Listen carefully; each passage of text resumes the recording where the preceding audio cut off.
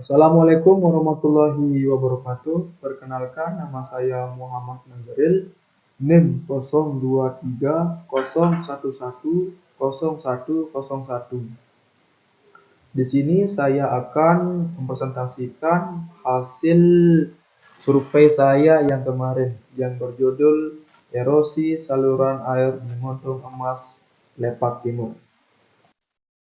Gambaran yang pertama ini menunjukkan dampak erosi yang sudah mulai merusak struktur irigasi.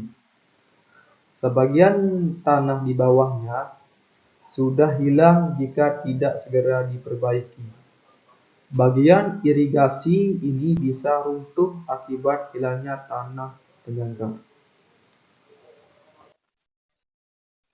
Gambaran yang kedua ini menunjukkan adanya sedimen di dasar saluran akibat erosi di hulu. Sedimen yang terbawa aliran air mengendap dan menyebabkan pendangkalan sehingga mengurangi kapasitas aliran. Jika tidak dibersihkan secara berkala, pendangkala ini dapat menyebabkan genangan atau banjir di sekitar area tersebut.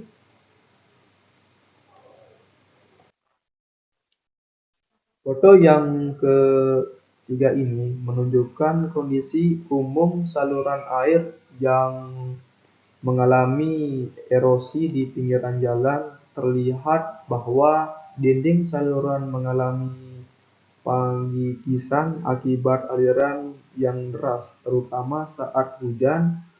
Material tanah yang terkikis terbawa arus menyebabkan pendangkala saluran dan berkembangnya kapasitas drainase.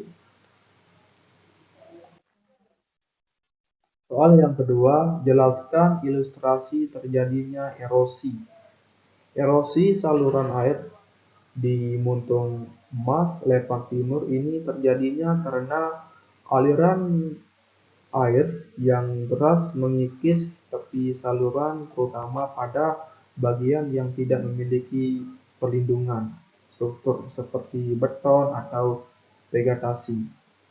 Dan di tahun ini penyebab erosinya juga berparah karena kebocoran sawah dan banjir secara bersamaan. Seiringnya waktu, tanah yang terkikis terbawa aliran air menyebabkan pelembaban saluran dan penangkalan akibat sedimen di dasar saluran air. Jika tidak segera ditangani, erosi ini dapat menyebabkan kerusakan pada jalan dan mengganggu sistem drainase.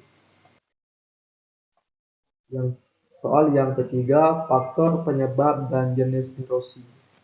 Erosi terjadinya di Montong Emas, Lepak Timur dikategorikan sebagai erosi alur karena terbentuknya saluran kecil akibat aliran air yang terus-menerus mengkikis permukaan tanah dan mengangkat sedimen ke dalam drainase.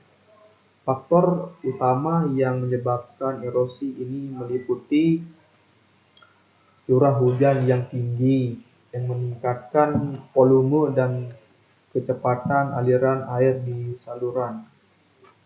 Kedua, struktur saluran yang tidak stabil sehingga tidak mampu menahan drainase aliran air.